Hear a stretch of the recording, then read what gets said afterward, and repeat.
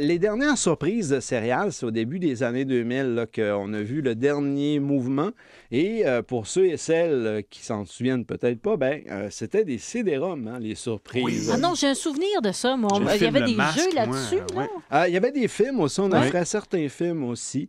Il y a des jeux, beaucoup. Kellogg a offert, par exemple, avec ses Coco Pop en 2001, 5 différents CD-ROM avec des jeux qui mettaient en vedette Astérix, Lucky Luke.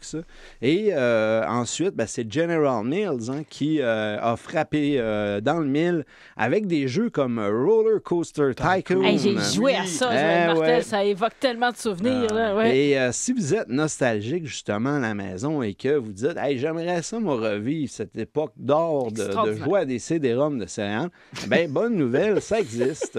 Il y a le site archives.org qui offre justement des images, là, des ISO de CD-ROM de cette époque-là. Par contre, il faut avoir des petites qualifications en informatique là, parce que c'est des logiciels qui sont désuets. Donc, je vous appelle.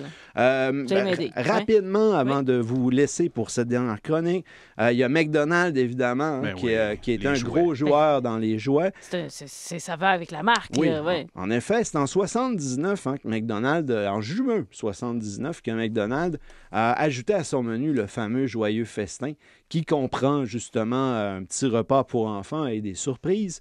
Mais il ne faut pas se tromper, hein, parce qu'on identifie Joyeux Festin à surprise. On se dit, c'est là que ça a débuté. Eh bien non, c'est plusieurs années avant ça que McDonald's a commencé à offrir ces petits jouets qu'on désignait à l'époque sous le nom de la surprise de la semaine. Malheureusement, une fois de plus, McDonald's est très mystérieux par rapport à l'année où ça a débuté. On sait que c'est dans les années qui ont précédé le fameux le Joyeux Festin, mais on n'a pas de date exacte. Dans le grand mystère.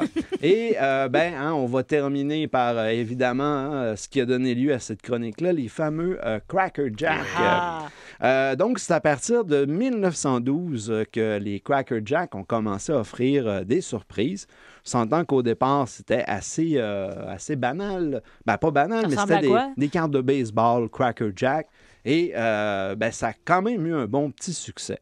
Au cours des années suivantes, Cracker Jack a commencé à intégrer des bagues, des autocollants, des tatouages temporaires.